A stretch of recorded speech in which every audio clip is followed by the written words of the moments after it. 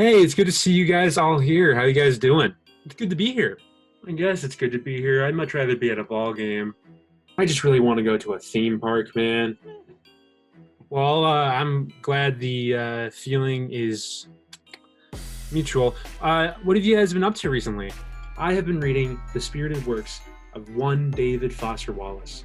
And to make up for reading something so smart, every night I've also been binging Family Guy. I've been meditating mostly to the sounds of running creek water, and then sometimes I put in a nice little sea breeze, but when I really want to get crazy, I put on the sultry tones of one Seth MacFarlane and his Christmas album. Been playing a lot of video games. My favorite one actually recently has been Family Guy Back to the Multiverse. Family Guy! That is a lot more Family Guy stuff than I expected for sure. I've actually myself have been reading a lot and watching a lot of stuff, but I'm always in the market for new stuff to binge. Do you guys have any ideas? Family Guy. Family Guy. Family Guy. Fuck Family Guy. Give me something else. Oh, well, then just watch The Office. Okay. It's no secret that I'm a huge fan of The Office. I mean, look at me. I look like this. There's no other show that I can rewatch more frequently for long amounts of time and not get tired of it than The American Office. Whether it be because of Steve Carell's amazing performance as Michael Scott, the overall humor and tone The Office provides, or because I look like this, The Office is a show that's always on and always makes me feel that warm, fuzzy feeling you get when you open up that present that you know is going to be a good one on Christmas Day, or conversely, when a girl breaks up with you. Whatever it is, there's no denying the fact that The Office is one of the greatest sitcoms of all time, and weirdly enough, the show has only become more successful after it ended in 2013. The Office was always a solid hit when it originally aired, as it was a critically acclaimed show that garnered millions of viewers each episode and lasted 9 seasons. Once the show hit Netflix and streaming became a more mainstream avenue for entertainment, the show has only grown exponentially. I would argue that the show is more popular now than it was when it aired due to new groups of people finding it and watching it in excess, just like my age group, and I think I'm backed up by that statement. The Office has proven to be Netflix's biggest show in terms of popularity, and you can't go into a Target or Walmart or really anywhere without seeing some sort of Office merchandise. It's pretty amazing to see a show take on such a second life, one that will almost certainly be stripped away when it gets taken off of Netflix and put onto Peacock, a streaming service that sounds like it's either filled to the brim with content about birds or filled with porn. So suffice it to say, The Office is a mega popular show with plenty of popular episodes that stick out in people's minds. But today I want to look at a couple very specific ones, namely because it's a holiday season, the Christmas episodes. The Office was known to have great Christmas episodes, just like Friends was known to have great Thanksgiving episodes, and Jerry Seinfeld was known to be dating a 17-year-old high school girl when he was 38 years old and on a network sitcom. And because there aren't enough ranking videos on the internet, we're going to be ranking these Christmas episodes from worst to best. Hopefully Watch Mojo doesn't find out. I heard they put bounties on people who do lists. Number 7, Moroccan Christmas. I should probably preface this with saying that if you disagree with this list, that is completely fine and I understand. I love The Office and I think all of it is great, but I think there are definitely episodes that are worse than others. Moroccan Christmas is certainly one of those. Yeah, I know it might be blasphemous to put an episode from early on in the show so low on this ranking, especially when the later seasons are so hated, but God damn it, do I hate this episode. Essentially, what we have here is Phil's taking over the reins of the party planning committee to throw a Moroccan-themed Christmas. The episode actually gets off to quite a nice start, but it's what happens about halfway through that makes me put this episode so far down on the list. We see The Office having fun, there's a bunch of good little side scenes just like we see in every other Office Christmas episode, but throughout it all we get little hints at Meredith's spiral, which culminates into her setting herself on fire. Why do I hate this so much? In my humble opinion, the side plot of Meredith getting progressively drunker completely interrupts the flow and pace of the episode. All of a sudden, all the fun of the party and the side plots of the party are halted in order for The Office to deal with Meredith's issues. Now, I'm not going to act like this is a foreign concept to The Office. Hell, half of Michael's scenes in the conference room seemingly interrupt episodes so he can work out his issues, but having this happen during a Christmas episode like this just doesn't fit, especially when it happens to a side character. Not that she isn't great, it just comes out of nowhere. The best Office Christmas episodes, which we'll get into later, should be fast-paced and full of fun side stories, dealing with somebody's substance abuse issues issues is important, but it didn't need to happen in this episode. Meredith's issues easily could have been an entirely different episode, and honestly something that important probably deserved its own episode. What about February 2nd? Would you want to do it on Groundhog Day? No, I celebrate privately. That's right. Number 6, Christmas Wishes. This one will probably be less controversial because it came out of season 8, which has about as many fans as a trash can inside my house. This episode deals with Andy's first Christmas as Dunder Mifflin Scranton manager, and we see him try and fulfill everyone's holiday wishes. It's a quaint idea, and it's nice to see Andy try so hard to make everyone's holiday special, even if it makes Stanley just a little mad. Christmas! There's also a highly enjoyable subplot where Jim and Dwight are told not to prank each other, or they'll get their holiday bonuses taken away, which causes them to end up pranking themselves. Once again, however, the issues of our characters get in the way and bog down the rest of the episode, namely the conflict between Aaron and Andy. I don't think I'm alone in this when I say I really never cared about Andy and Aaron being together.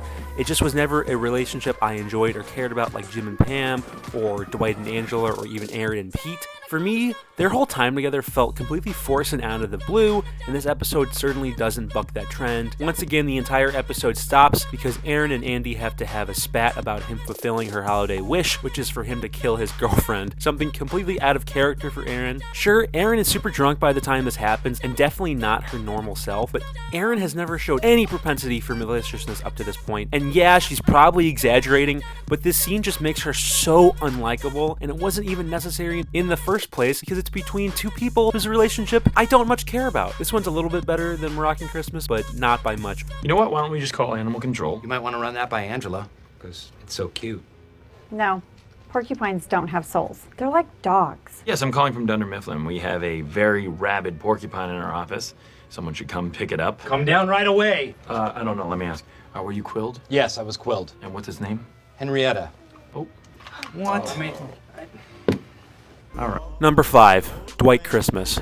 I'll be honest, Dwight is such a joy in this episode that I feel really bad putting this one at number 5. Rainn Wilson really carried the show once Steve Carell left, and he really carries this episode as Dwight dresses up as the Schrutes version of Santa Claus, Belsnickel, and we get to see what a Schrute Christmas really entails. The reason it's not higher is I kind of feel like the jokes stopped coming right around when Jim leaves. Common issue for my own scripts, I know, but I'm not a network sitcom. Yet. Introducing Andrew on NBC.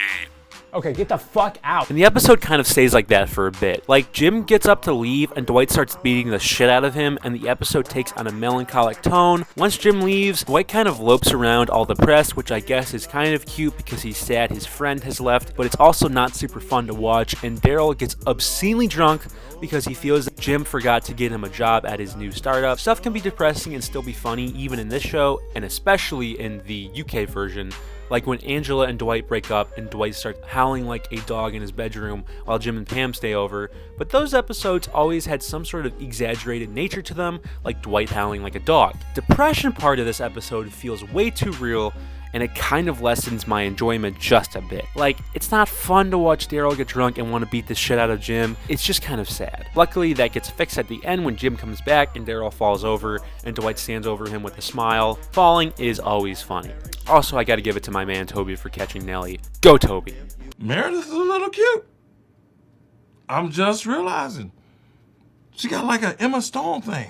Number 4, Secret Santa. This is the part where the episodes become just utterly great and thoroughly enjoyable all throughout. There's no real plot here per se other than Phyllis taking on the role of Santa for the party. It's really fun to watch Jim and Dwight work together for once, and since this episode came after Moroccan Christmas, it's nice to have an Office Christmas episode that doesn't completely stop in the middle. I realize you could argue that Michael's freakout with Phyllis being Santa is an event like the ones I criticized earlier, but to that I'll say, this episode sees that issue handled in a much faster pace and a much funnier way. First, Michael is angry that Phyllis is Santa, and then he comes in dressed as Santa, and then when no one wants a Santa, he dresses like Jesus, and then he starts to roast everybody's gifts. And then he fully gives up and saunters into his room, which turns into him getting a call from David Wallace about the Dunder Mifflin executives being fired.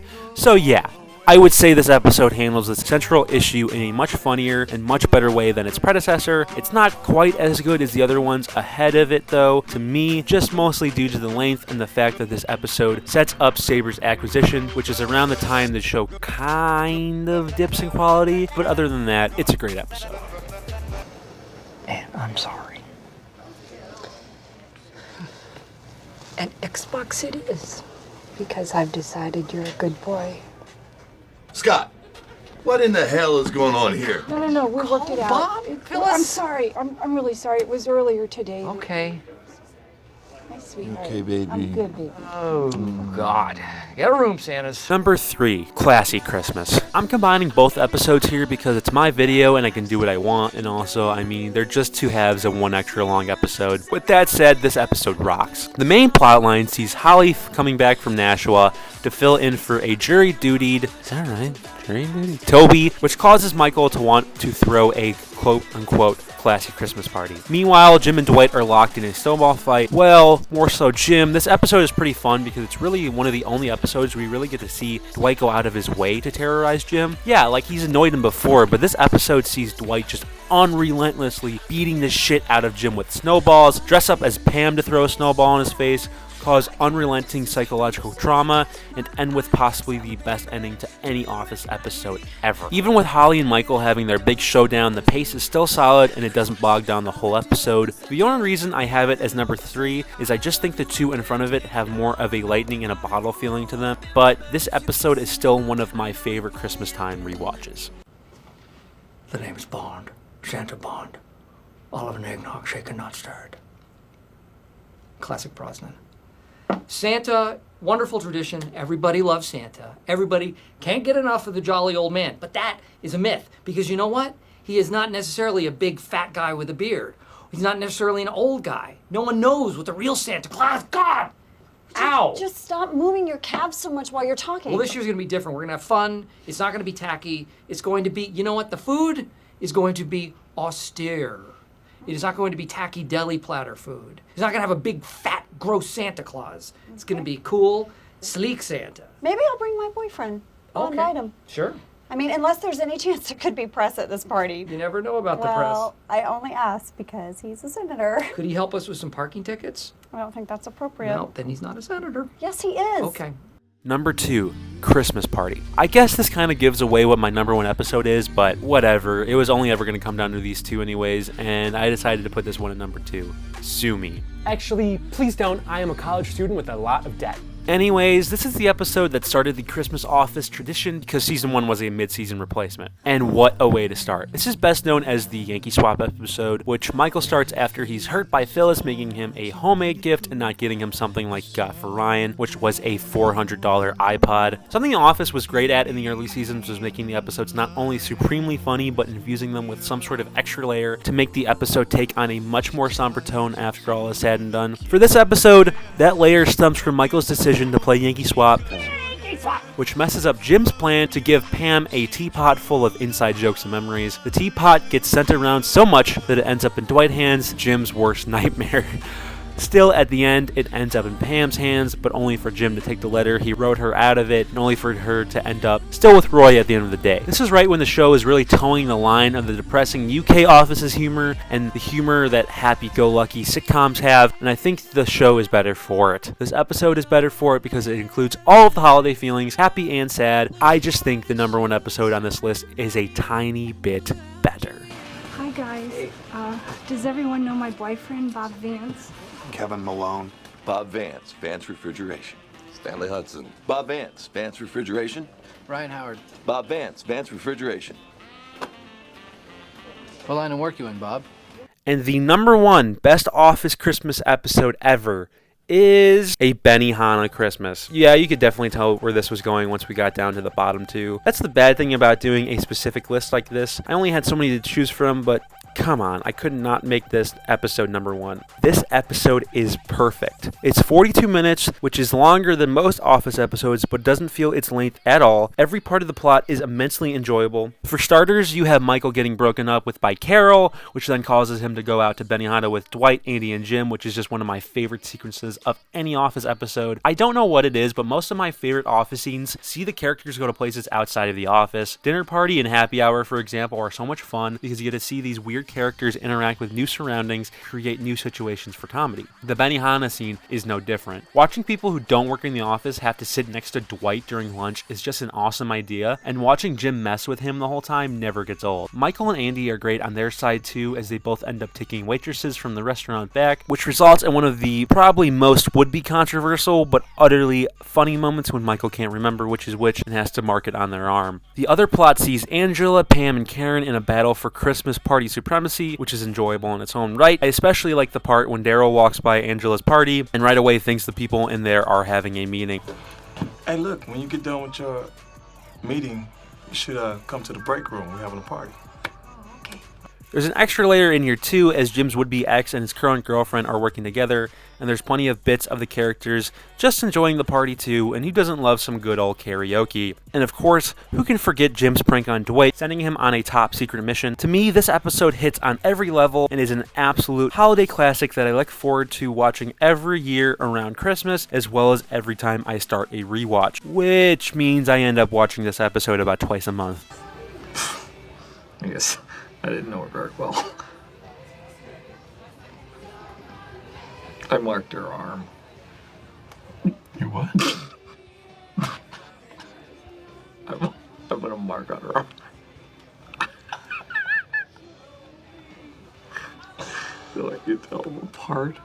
I know. And that brings us to the end of the ranking of the Office Christmas episodes. Let's check in on my hands and see how they're doing after typing all of that. Not well. Whatever Christmas episode you like best, go ahead and like it the best. I'm not the authority on which Office episode is truly the best. I just have my own opinions. And overall, I'm just really happy that this show has taken on this second life like it has, and that we can all just enjoy it together. Because that's what we need right now, is something that we can all enjoy, especially in 2020. I heard you made a list. Oh yeah, I ranked all of the Office Christmas episodes. Unacceptable. Everybody knows that only Watch Mojo is allowed to make a list. Time to die, motherfucker. That doesn't really seem fair. I mean, Watch Mojo sucks. Shut up. Pew, pew, pew. All right, thank you so much for watching, everybody. Happy holidays. I'm gonna go deal with this, and I'll see you next time, okay? Right now, I have to duck. Pew, pew.